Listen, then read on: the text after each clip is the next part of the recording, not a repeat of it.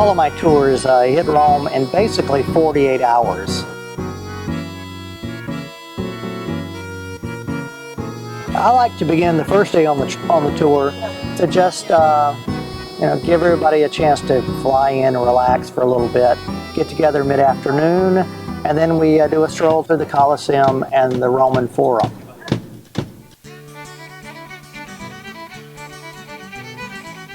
So this is, as you know, one of the most widely recognized icons of all of Europe, the Colosseum.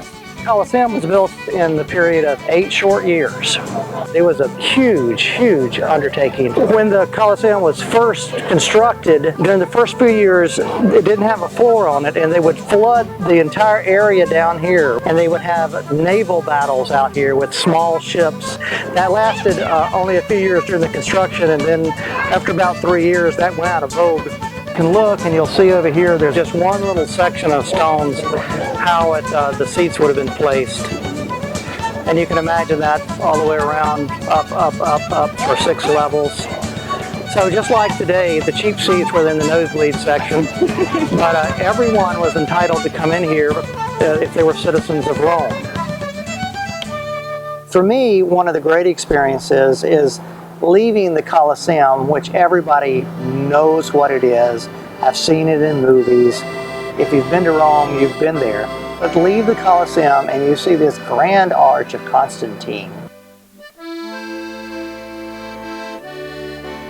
And then you begin walking into the Roman Forum area, and you walk down this road called the Via Sacra, and you realize that, gosh, you're walking on stones that people walked on, that Romans walked on in the 4th century BC.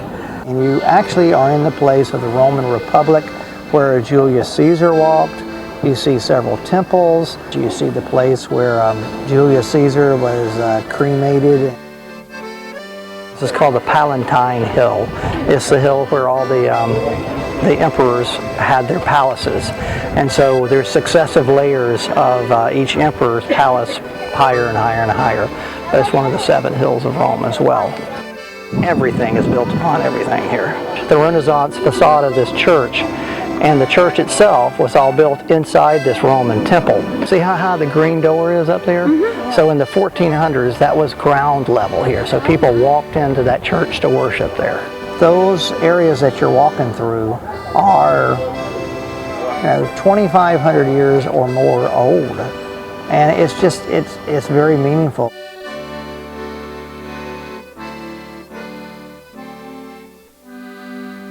You know what we've left out. The second day, we have to do the Vatican Museum and St. Peter's Cathedral. That pretty much takes 2/3 of the day. Today we're in the Vatican Museum, and we fought the crowds to get inside the door, but actually it's not too bad here. We're going in the afternoon, 3 o'clock.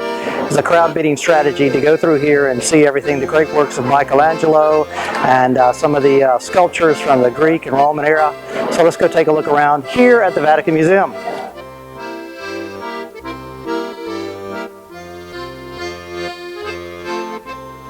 The Romans were very familiar with the Greek temples and statuary, so many of them took those statues from the Greek times and copied them. And this is actually a Roman copy done in, I think, the 2nd century AD.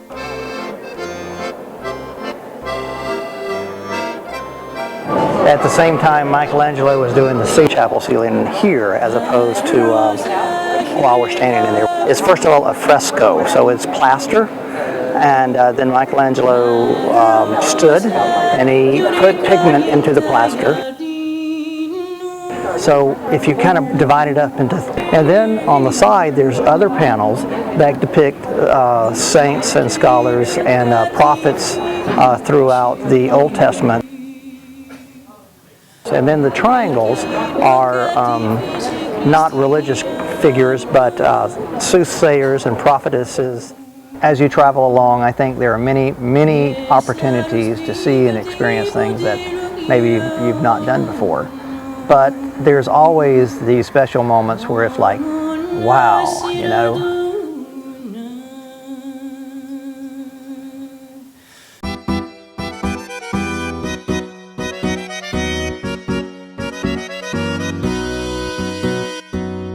let's go take a look around the leather market here at San Lorenzo. It's a great place to go and get goods like some leather goods, coats, belts, shoes, purses. And make sure you barter here because prices are soft and you can talk them down to a certain extent. Dutch food every day. Oh yeah. The Duomo is actually the Cathedral of Florence. It's called Santa Maria della Fiore, Saint Mary of the Flowers, and it was built in the Middle Ages and then capped right at the beginning of the Renaissance with the dome built by Brunelleschi, which is a big feat because nothing like that dome had ever been built from the time of the Greeks and Romans for over 1,000 years. It's possible to climb to the dome and bell tower, but they're all stepped, and there's at least 416 to the tower and more to the top of the dome. So if you get energetic and want to view, just say you already had it yesterday from the Piazzale Michelangelo, right?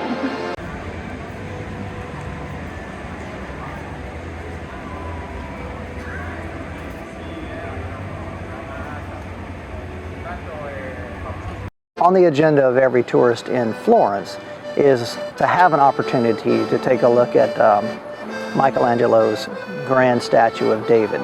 We use a local guide that I've discovered, 15 years ago or so, and her name is Paola, and she puts a wonderful perspective, a wonderful personal perspective on the art that we see.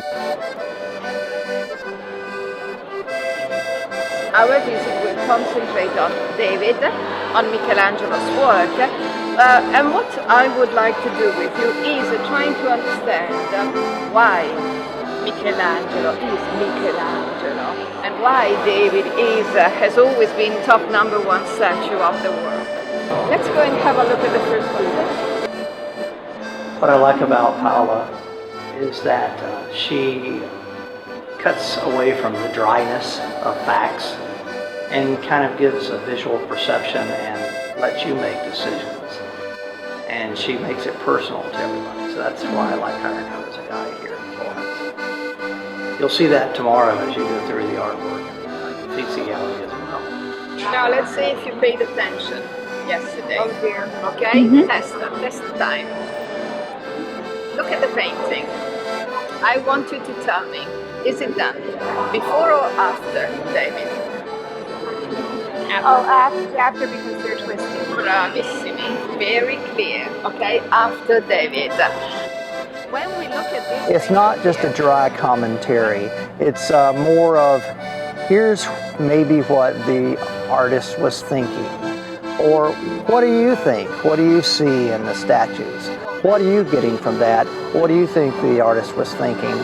And so it's a more personable and a more introspective view of the artwork.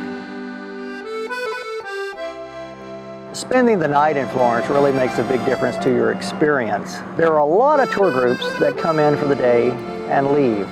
If you stay the night and you have a leisurely dinner somewhere and then you come back, say at 8:30, 9 o'clock, 10 o'clock, walking down the streets of Florence, it's a totally different city. The streets are lit up, there's very few people out there. If there are, it's the locals. The shops are still open, and it's a different way to see and explore Florence. And that's why I really enjoy being in Florence, because you can, if you have a hotel right in the city center, which we do, then 10 minutes in any direction, you're right in the heart of it all.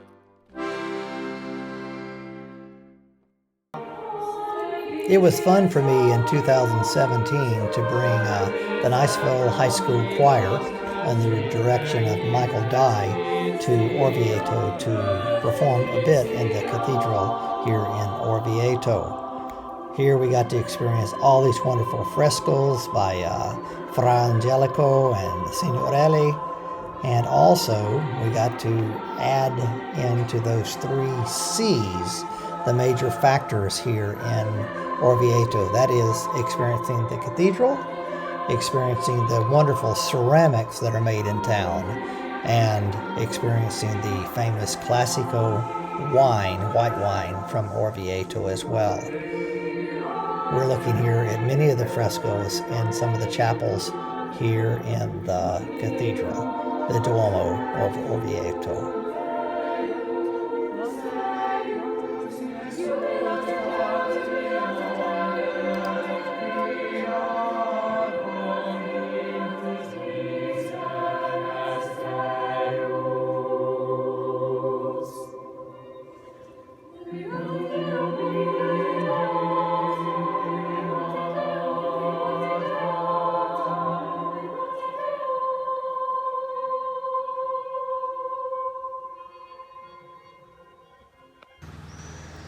The street leading from the Duomo into town, Via del Duomo, is loaded with ceramic shops. This is this one.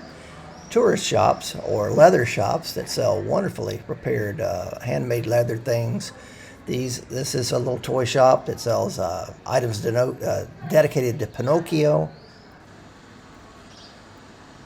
Wood shops which feature carved wood objects out of olive wood. And here is leading to the Piazza del Duomo. Later on, we went and had some antipasti. And then we went to a restaurant nearby, and Charlotte got the fettuccine with fresh truffles. You can see the guy putting fresh truffles on it, and maybe you can hear the commentary below that. There's the truffles, just what it kind of looks like. People call them mushrooms, but they're not. And I had gnocchi with ragu sauce. Really, really good. Great dinner.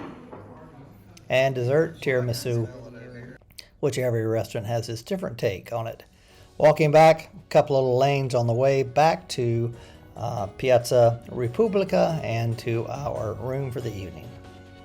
Hey, I'm finishing off the day in Orvieto with a group of friends here on the Western Promenade, the ramparts of the old city, and we're going to have a glass of Prosecco and watch this sunset. What do you guys think about Orvieto? You like it? Oh, I love it. Let's see if we can open this thing with a little pop, okay? Ah!